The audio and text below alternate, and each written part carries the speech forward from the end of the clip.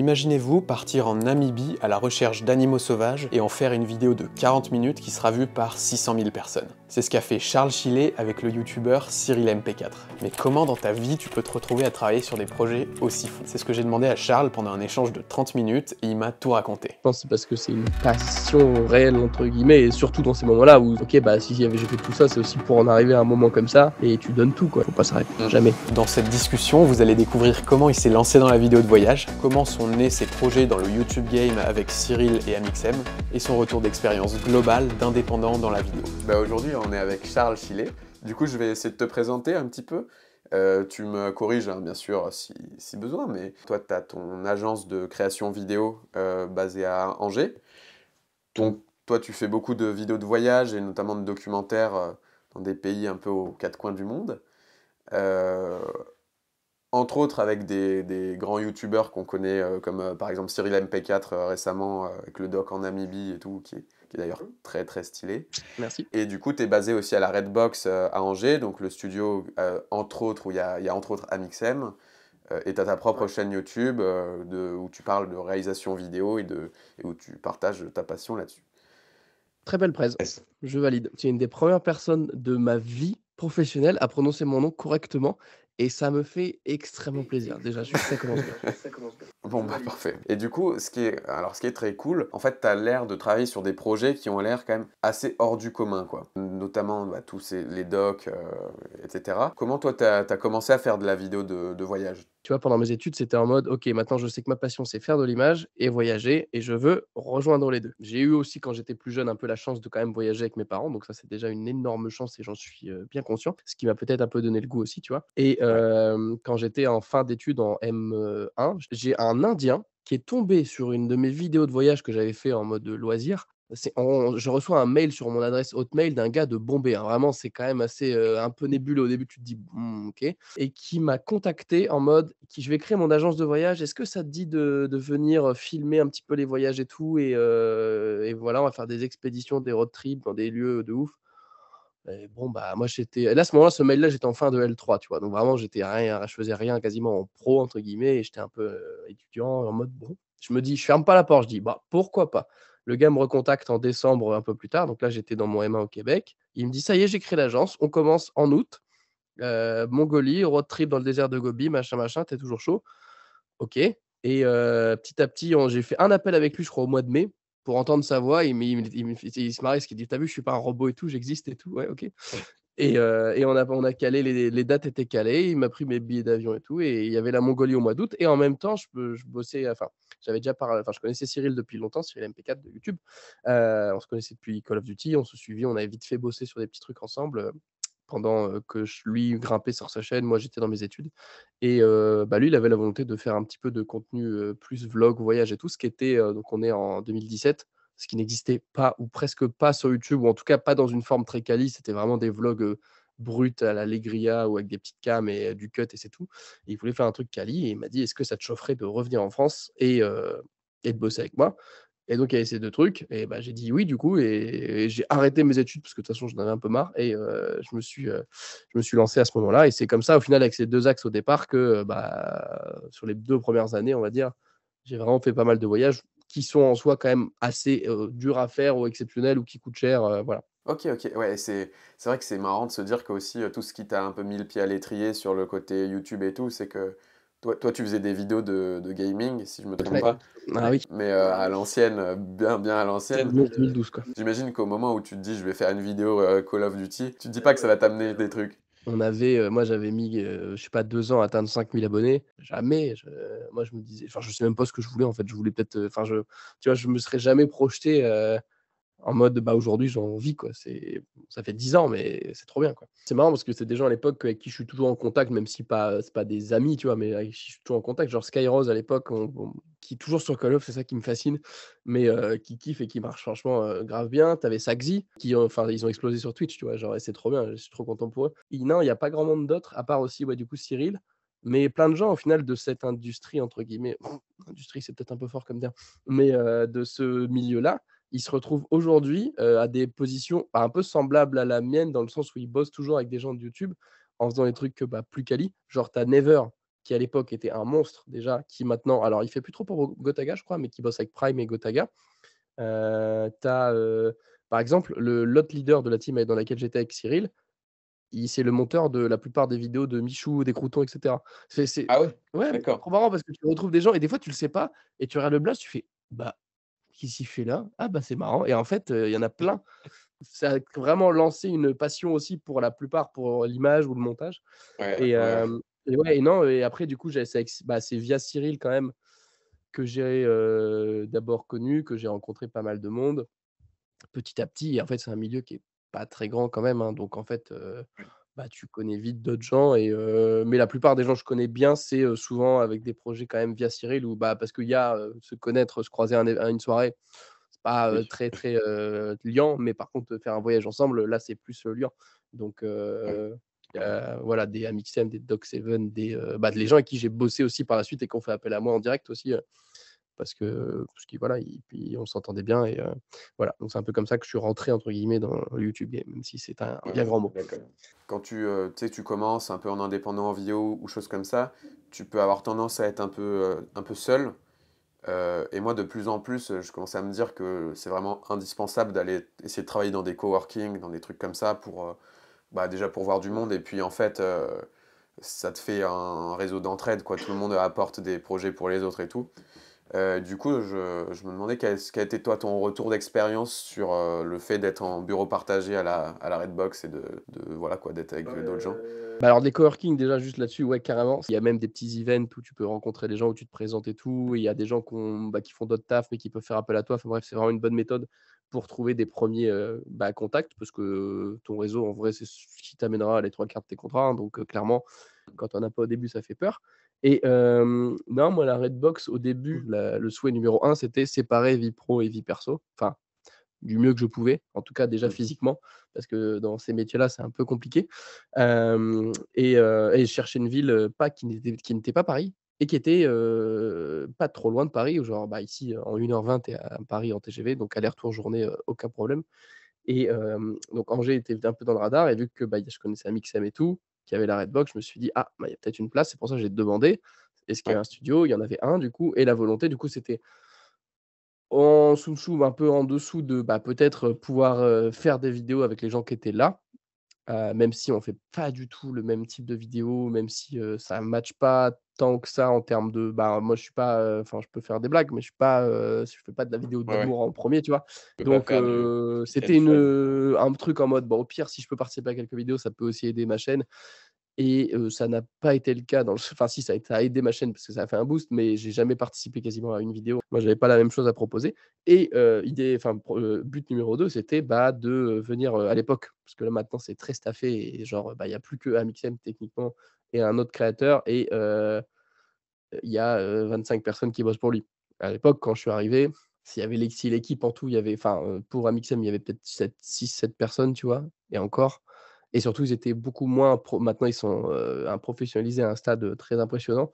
Ouais, À l'époque, c'était, un peu roots, GH5, on ne sait pas bien l'utiliser, autofocus, voilà et moi, j'amenais une expertise un peu plus avancée en mode pour les ok. gros projets, bah, tu vas au bout du couloir, tu toques à la porte, on en parle et ça a marché puisqu'au final, enfin là-dessus, bon, ça fait 1 an et demi ou 2 qu'ils ont recruté aussi quelqu'un qui a vraiment les mêmes compétences, même qui est plus chaud en lumière et cetera et du coup, bah, évidemment, bah, c'est moi, ça a fait que j'ai plus trop de propositions de ce côté-là, mais voilà, c'est pas grave, ça a marché, pendant 2 ans et c'était cool et tous les projets SpaceFox, donc la marque d'Amixem, toutes les pubs, je les ai faites, et puis, pas mal, il y a eu un clip, il y a eu, je sais pas, 2 3 projets, je crois, sur la chaîne d'Amixem, où j'ai pu participer, donc c'était cool, tu vois? Et voilà, c'était le but et bon, au final, ça a bien marché, quoi. Plus, bah, avoir des gens, la bonne humeur et cetera et petite ambiance, créative, quoi. Très très cool.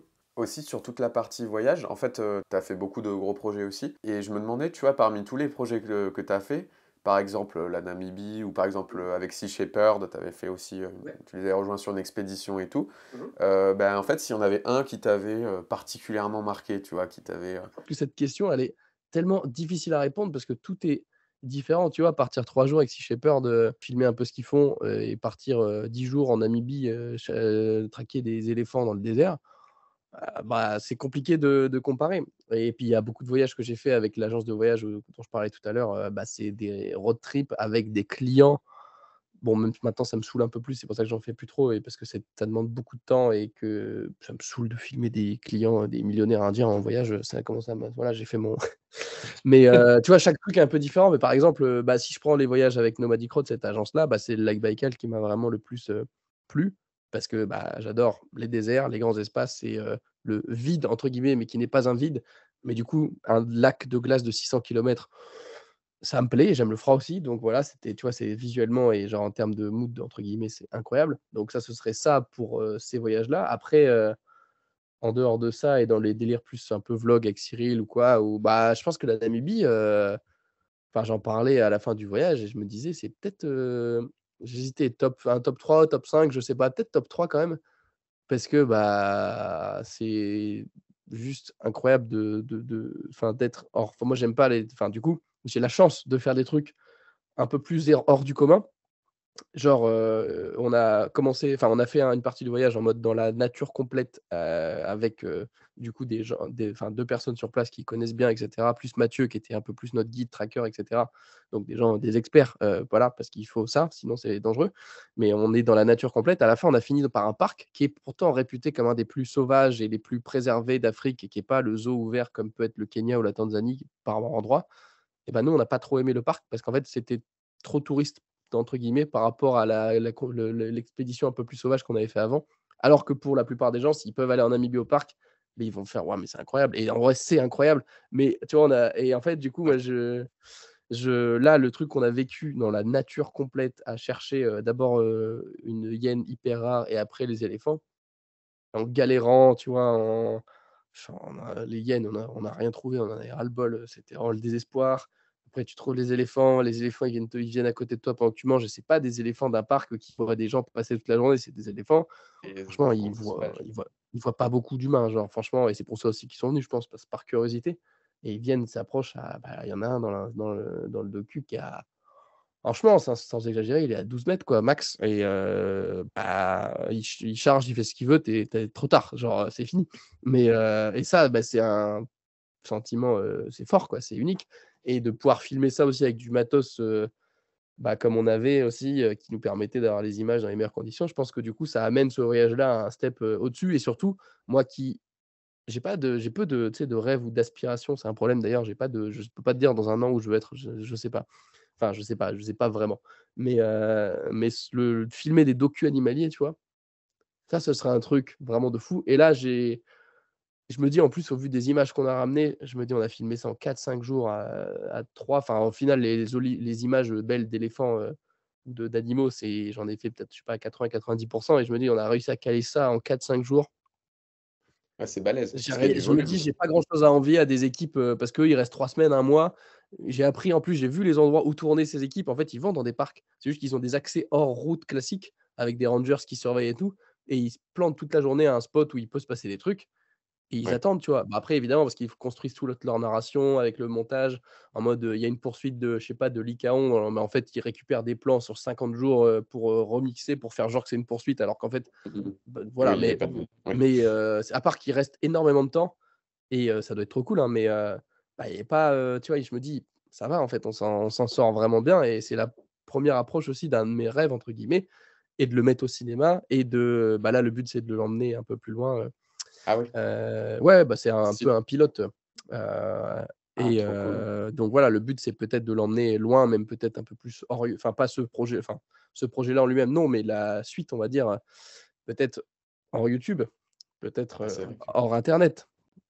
Voilà, ah, il y a des idées, intéressant. il y a voilà, il y a des choses, mais et bah, c'est trop bien. Enfin, genre franchement, c'est peut-être ça du coup, oui, au final, j'étais en train de dire, c'était quoi la question de mais oui, c'est peut-être du coup ça qui amène ce projet-là, tu vois, sur le dessus, et aussi parce que c'est un des plus récents, mais ouais, ça amène, ça donne une autre dimension au projet, quoi. Parce que vous avez quand même ramené un volume d'images et puis même, la qualité des images, enfin elle est assez insane quoi. Ouais, franchement, on a filmé, activement, enfin, parce que la vidéo qui a été sortie, au final, elle t'enlève les 2. Il y a très peu d'images qui sont prises des 2 premiers jours où c'était les hyènes, parce que ça va faire l'objet d'une deuxième vidéo qui est plus l'échec. Ouais. Mais franchement, les éléphants, ouais, il y a 2 jours en pleine nature, 2 jours à prendre des images aussi dans les parcs, parce que c'était aussi pour ça qu'on allait dans un parc, c'est pour être sûr de caler, des trucs, pour pouvoir parler du comportement et cetera, parce qu'on n'était pas sûr de voir du tout des éléphants. Donc en fait, en 4 jours, quoi, donc par contre, il a tout utilisé. Il y a plus rien, il y a rien dans les fonds, il reste plus rien dans les fonds de tiroir, et d'ailleurs ça se voit, tu as quand même des plans qui sont remis, parce que 40 minutes, enfin, c'était pas possible, Ouais. mais d'ailleurs, c'est intéressant parce que moi, je me dis quand j'ai revu le montage, fini, je fais: «Putain, mais en fait, il faut que je filme plus, quoi». J'ai l'impression de filmer trop et en fait, il faut que je filme plus. Faut filmer tout le temps, quoi, c'est compliqué. Ouais, et c'est pas trop dur de penser à filmer quand tu vas te faire charger par un éléphant, par exemple, tu vois? Justement, si tu arrives à ce moment où tu te dis: «Ah merde, c'est chaud, j'arrête de filmer», bah non, ça veut dire que c'est là qu'il faut continuer à filmer. Tu vois? C'est vraiment là le moment, Ouais. où il faut y aller, quoi, donc je pense que c'est parce que c'est une «passion réelle» entre guillemets, et surtout dans ces moments-là où ça bah, tout, enfin, tout est «justifié» entre guillemets, et tout, tu te dis, «OK, bah, si j'ai fait tout ça, c'est aussi pour en arriver à un moment comme ça», et tu donnes tout, quoi, genre, et tu es tellement dedans que faut pas s'arrêter, Mmh. jamais.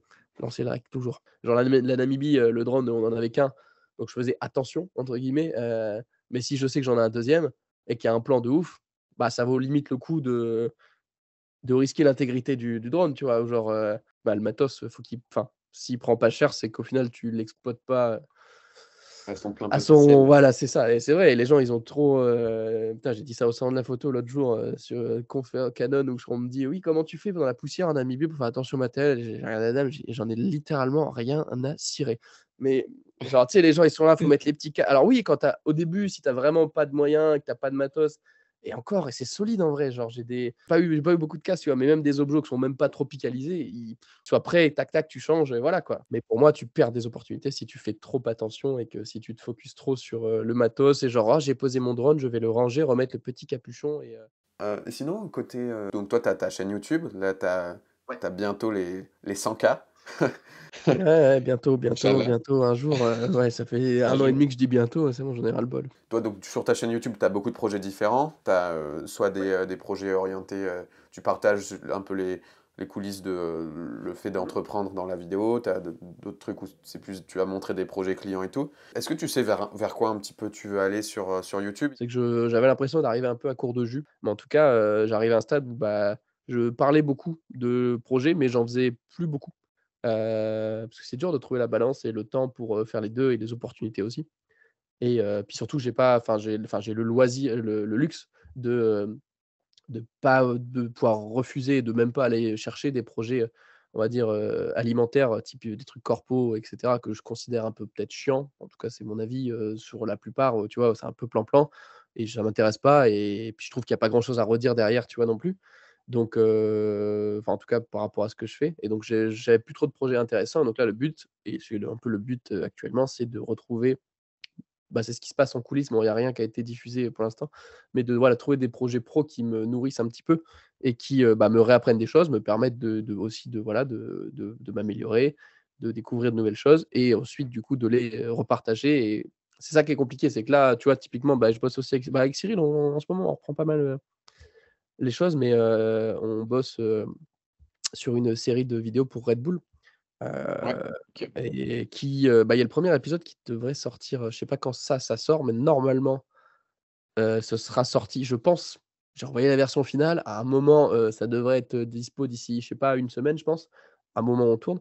Mais voilà, c'est une série, pour une des chaînes de Red Bull, avec, plusieurs épisodes et cetera, et donc ça, c'est des projets cool. Après, c'est tellement en short, en tournage et tout, que c'est compliqué. J'ai pas trop de contenu making of et tout. Tu vois, je me dis: «Là, je vais peut-être préparer un contenu court, genre, reel, short, TikTok, pour, en Ouais. parler», mais j'ai pas de quoi après, peut-être quand on aura fini tous les épisodes, j'aurai de quoi faire une vidéo, et encore, tu vois, c'est parce que je me fais en fait, c'est en vrai, c'est parce que je me fais chier. Ça se trouve, j'ouvre le projet montage, du projet, j'explique un peu les coulisses. En vrai, il y a clairement de quoi faire je pense, une vidéo YouTube de 10 minutes, mais c'est parce que j'ai l'impression que j'ai déjà tout dit. Mais en fait, même si c'est déjà des choses que les gens ont vues il y a un an, bah, ils l'ont oublié, ou alors ça les intéresse de réappuyer des points, Ouais. donc voilà. Je vais toujours vouloir se faire un peu trop chier d'ailleurs de mon côté, c'est le problème aussi.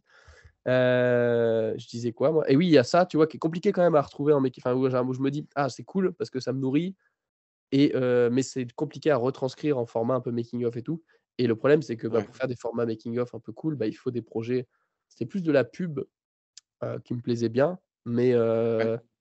mais il faut trouver soit des clients, qui bah, j'ai peu de clients qui viennent chercher en mode pub parce que, bah, je suis pas, référencé là-dedans. Ouais. malheureusement. Trouver des clients qui sont OK pour sponsoriser un making of, payer une pub et qui ont les sous ou les parce que souvent les tiroirs de budget, c'est même pas les mêmes, ou qui peuvent faire le raccord, c'est l'enfer. Je l'ai fait 2 fois, ça me saoule, vraiment. Mais ça, c'est des projets, tu vois, qui sont trop bien parce que du coup, tu peux te enfin, quand le contenu making of est financé, bah, ça marche aussi. Parce que le but, c'était de refaire un peu des projets pubs, des faux projets pubs, genre trouver un produit cool, en faire une pub et avoir juste les making of sponsorisés par une marque, autre. Mais bon, vu le coût de faire les choses, ça veut dire qu'on va encore faire les trucs en mode bidouille et ça me saoule et du coup, enfin voilà, Ouais, du je coup, je suis comprends. un peu à ce statu quo là, de OK, j'ai des projets cool, mais j'ai encore un peu de mal à les retranscrire, voilà. Tu disais, toi, t'aimerais un peu diminuer enfin, à moins que j'ai mal compris, hein, mais diminuer un petit peu ce qui est vidéo de voyage pour les clients et plutôt faire de la pub? Vidéo de voyage pour des clients, j'en ai pas parce qu'il y a juste l'agence de voyage, bon, il m'a sorti un programme pour 2023 et j'étais en mode: «Ah ça va pas être possible, hein», genre un truc, avec, genre un truc tous les mois et demi quoi. J'étais là et surtout que tu pars 2 semaines, plus une semaine de montage, enfin en gros, limite c'est à plein temps. Je fais: «Ah non mais là ça va pas être possible». Mais, c'est le seul client au final pour qui je fais des mais c'est très mal payé parce qu'il a pas des tonnes de budget et surtout les voyages en général ça coûte juste en tant que pour le enfin pour, venir, le coût de chaque client c'est, 6 à 10 000 par, voyage, tu vois?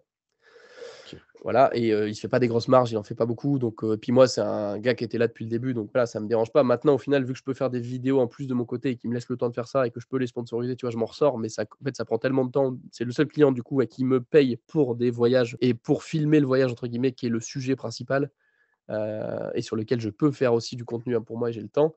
Mais c'est la course, faut faire tout plein de trucs en même temps et ça prend une chier de temps, en fait. Ça prend 2 semaines de quasiment de voyage, si tu comptes, tout, une bonne grosse semaine, enfin, c'est un mois, en fait, presque.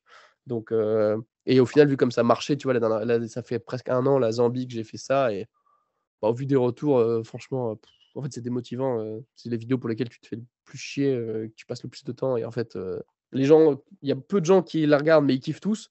Mais le problème, c'est que, bah, il y a peu de gens qui s'intéressent à ça, donc flemme. Ouais. C'est un peu démotivant et après, il y a des clients, tu vois, genre, le truc avec Red Bull, avec Cyril, bah, on va faire des voyages parce qu'à chaque fois, c'est dans des pays étrangers. Mais le voyage en tant que tel n'est pas le sujet, c'est juste qu'on change de décor, quoi et donc ça, c'est pas des clients en «voyage» entre guillemets, c'est juste que le contexte est cool. Donc voilà et les projets comme la Namibie et tout, bah, après ça, oui, à la limite, c'est plus, s'il y en a d'autres, ça, ce serait vraiment chouette et on en a déjà parlé, je sais pas si ça se fera, mais on avait prévu de peut-être refaire quelque chose en janvier ou février et oui, mais du coup, c'est juste que, par exemple, les pubs, c'est un truc, j'ai trouvé ça cool, mais en fait, bah, je préfère les voyages, mais les voyages, ça prend plus de temps, ça coûte cher. Moi, si je dois les organiser moi-même, c'est pas enfin, d'un point de vue business, c'est pas bon. Là, je teste, je prends les opportunités que je trouve cool. Le but, c'est Ouais. de me un petit peu renourrir et puis on verra ce que j'arrive à faire découler de ça aussi et là, je remets un peu la chaîne, je dirais pas au second plan, mais quand même un petit peu en mode où je laisse un peu plus de temps, même si ça devient galère du coup de faire une vidéo par semaine et que je vais clairement sauter des slots ou faire des vidéos un peu moins bien par moment parce que, bah, faut faire des vidéos, qui prennent moins de temps et mettre un peu ça en plus en secondaire et prendre les projets pro et de donner le temps à ces projets-là aussi de en plus, en temps pour l'instant, en tout cas pour les prochains mois là, en projet, voilà, leur donner la lumière, les projecteurs. OK, OK. C'est sympa quand tu fais une vidéo un peu autour d'un projet, pro, genre, en mémoire, tu avais fait une vidéo pour MSI, je crois? Bah, du coup, une pub MSI, avec, making of sponsorisé et une pub pour eux en même temps pour leur réseau, quoi. Bah, c'était trop bien Parfait. et je suis trop content, tu vois, du contenu que ce soit le résultat ou ce qui est montré et présenté et je pense que les gens, mais pareil, c'est pas de vues. J'ai l'impression que YouTube, c'est la plateforme la plus rude là-dessus, quoi. Parce que, genre, par exemple, tu vois, j'ai posté une vidéo, dont tu m'as parlé tout à l'heure, où t'avais Ouais. commenté. Celle-là, je l'ai postée sur YouTube. Bon, ça a fait 300 vues ou un truc comme ça. Et après, j'ai posté la même vidéo sur TikTok, alors que j'ai pas d'un compte, voilà. Elle a fait 50 000, tu vois. Et, Ah euh, putain. et alors, c'est la même vidéo, quoi. Et en fait, c'est juste, bah, je pense, hein, que bah, sur YouTube, l'équilibre offre-demande, en gros, c'est saturé de vidéos, donc forcément, mathématiquement, il y a moins de vues par vidéo, enfin, il va pas pousser, quoi. L'impression que j'ai, c'est que sur TikTok, il y a de plus en plus de gens qui utilisent l'app, il y a vraiment de plus en plus de spectateurs, et qu'il y a aussi des créateurs qui arrivent, mais que c'est pas Mmh. encore saturé, tu vois, qu'il y a encore de la place. Ouais. Et en gros, en fait, ce qui est marrant, c'est que tu mets une vidéo, elle marche ou pas, et puis de temps en temps, quelques jours après, elle refait un pic, un peu comme si, tu vois, l'algo, il se disait, ah bah tiens, là j'ai un pic de demande et j'ai pas assez de vidéos, bah vas-y, j'en reprends une du tiroir. Parce que, enfin, moi, j'ai une opinion très mauvaise de TikTok, hein. Je veux pas te mentir, je déteste TikTok. Et je Ouais, déteste j'utilise pendant pas longtemps. l'appli non plus, mais... Ouais, mais tu sais que c'est un problème parce que j'essaye, tu vois, d'en mettre, et je sais pas si tu ressens ça, mais en fait, j'essaye de mettre des contenus courts. En fait, je comprends même pas pour la plupart comment ça marche parce que je les consomme pas. Il y a l'audience TikTok, bah, c'est beaucoup de gens, par exemple, si tu fais des vidéos sur bah, le thème de la vidéo, c'est beaucoup des gens encore beaucoup plus débutants et plus amateurs qui vont se contenter de trucs plus basiques, de tutos hyper simples. Moi, ou qui me font plus du tout kiffer à faire, où j'ai l'impression d'avoir dit 15 fois, mais pourtant ça marche quand même parce que, bah, c'est des gens qui l'ont jamais entendu. Donc je me dis: «Bon, bah, let's go», mais je pense que c'est pas les mêmes audiences non plus, mais ouais, enfin, pour la plupart, c'est quand même pas très pertinent, je trouve, ce qui est mis dessus, quoi, Mm. malheureusement. Quand j'ai mis ma vidéo, en fait, elle fait 6 ou 7 minutes, tu vois. Mais le fait de voir qu'elle marchait, du coup, ça sous-entendait que des vidéos longues peuvent marcher dessus. Peut-être qu'en fait, c'est même pas obligé de suivre les tendances de l'appli. On parle de C'est quelle juste, ça vidéo leur là? donne. Celle, sur, bah, justement votre, les contacts d'école, tout ça, c'est ça? Oui, c'est ça, ouais, c'est celle-là, ouais. C'est Là, ouais. combien? 3 minutes, non? 4? C'est 6 ou 7 minutes. Ah Minutes, ouais! un truc comme ça. Pardon, j'avais pas compris ça, mais c'est méga long en fait pour, Ouais, ouais, en fait, c'est méga long pour TikTok. Mais en fait, les gens, une fois qu'ils ont commencé à la regarder et qu'ils étaient un petit peu pris dans l'histoire, bah du coup, ils pensaient plus trop à scroller, apparemment. Et du coup, ils restaient au bout. Après elle est très bien foutue, elle est prenante et tout, tu vois? Donc Elle était vraiment en mode full storytelling et tout, donc tous les trucs qui retiennent l'attention le plus possible. Donc c'est aussi ça qui lui a permis de marcher, je pense. Mais du coup, tout ne marcherait pas. bah, c'est sûr que quand on compare à YouTube, c'est hyper dur de C'est très déceptif, je trouve, YouTube. Moi, je trouve ça hardcore, quoi. Genre. J'ai vu aussi que t'as lancé un monter podcast. sous la table. C'est mon bureau qui monte, mais ça fait l'effet, hein. C'est super. Allez, pardon, excuse-moi. Tu disais? C'était excellent. J'ai vu que t'avais lancé un podcast, Les Frérots. À la base, c'est un talk show fromage. Toujours les mots-clés bizarres, hein, mais on avait lancé ça fait un peu plus d'1 an, mais on a fait que, je sais pas, 4 ou 5 épisodes. Parce que c'est pareil, c'est un format, moi, que je kiffe, qui est trop bien à faire. Bah, en fait, juste m'assurer quelqu'un que j'aime bien et on discute et on mange du fromage. Donc, bon, difficile de faire moment moins convivial, quoi. C'est trop bien. Et là, demain, au jour où on tourne, mardi 25 octobre, demain sort un épisode avec Amixem. Donc là, Oh. je me dis, ouais, donc en plus, et on a vraiment changé un peu la recette. Fait 1h10 en vidéo YouTube, ce qui est très long. Amixem s'exprime rarement en format long. Si je dois dire une fois par an, je pense que c'est une fois par an maximum. D'ailleurs, c'est cool qu'il ait, voilà, qu'il ait accepté, tu vois, de faire pour ma chaîne. Bon, c'est vrai que c'est pas loin, on est quand même à 4 mètres de distance, mais on a mis 3 mois à se trouver un créneau quand même, hein. Mais, mais ouais, j'espère que ça va attirer plus de monde, tu vois, sur le format et peut-être bah, sur la chaîne aussi, mais bon, à voir. Et le but, en fait, c'est juste de se poser, parler et manger, quoi, et de passer un moment avec la personne. Et aussi de la faire boire du pinard et tout, histoire de désinhiber un petit peu, d'ouvrir la conversation. Et genre là, on parle, tu vois, on parle de business, on parle de plein de chiffres qu'il a, je pense, jamais donné. Ouais. Et du coup, on en a fait des reels pour isoler un peu ces trucs-là aussi, tu vois. Donc j'espère que c'est pareil, ceux-là, ils vont, ils vont bien marcher. Ça peut. Ouais. Ça peut plaire parce que, en plus, ouais, toi, tu fais ça souvent, tu dévoiles en gros tous les chiffres de ton activité, full transparence. Écoute, pour l'instant, je peux encore me le permettre, tu vois, que si le jour où je le dis plus, c'est que bah, ce sera bon signe pour moi parce que je me dirais, bon, là, ça fait trop, on va peut-être pas pouvoir le dire, mais non, on dit pas, du coup, ouais, il n'y a pas de combien il gagne parce que, ou combien ça rapporte au chiffre d'affaires. Par contre, on parle beaucoup des dépenses et des coûts d'entreprise et tout, mais à son échelle, c'est hyper intéressant. Merci Charles Chillet d'être venu passer ce temps-là de discussion. Avec plaisir. Et ben, Ok, merci, ok. mec. Trop cool. Et puis, Merci à toi. c'était un bon moment. Merci d'avoir regardé, j'espère que ça vous a plu. Vous pouvez aller suivre le travail de Charles, principalement sur sa chaîne YouTube ou son compte Instagram. À plus!